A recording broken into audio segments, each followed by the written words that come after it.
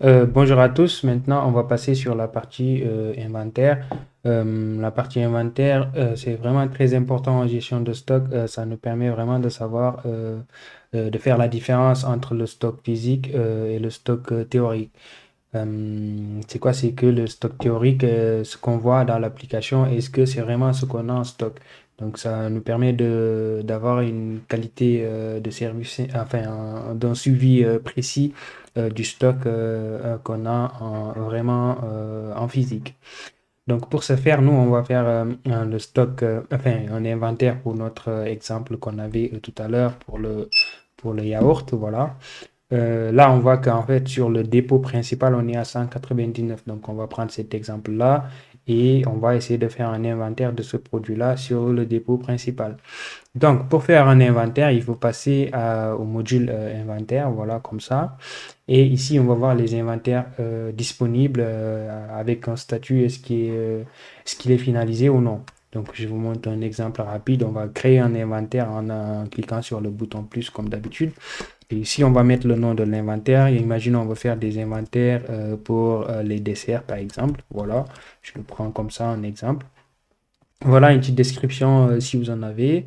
Et aussi, on va mettre un inventaire, enfin, on va sélectionner le site qu'on veut faire l'inventaire. Donc, si on sélectionne le dépôt principal, ça va nous sortir que les produits du dépôt principal. Donc là, on va cliquer sur enregistrer. Et voilà, l'inventaire s'est créé. Et là, ici, on peut chercher sur le nom de l'inventaire. Ici, on va voir que on a le nom de l'inventaire, enfin, le nom du site. Euh, le nom de l'inventaire aussi, sa description s'il y en a, sa date de création. La dernière fois qu'il est modifié, son statut qui est au brillant automatiquement, ça passe en brillant quand on le crée, voilà. Et ici, on peut l'éditer, voilà. Ici, on peut voir qu'on peut éditer le site parce qu'on n'a pas encore commencé à faire l'inventaire, sinon ce serait impossible plus tard, voilà.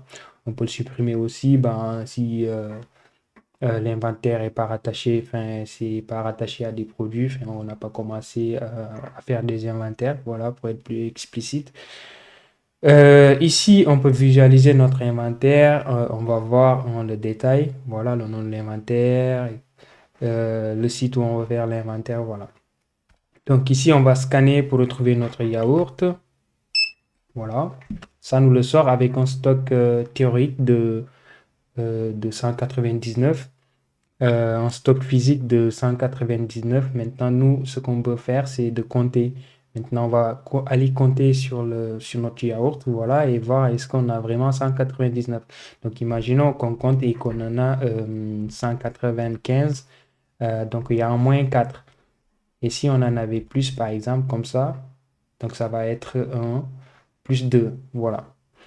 Donc ici, imaginons, on va être à 95, donc on a un moins 4, donc ce moins 4-là, il faut le justifier.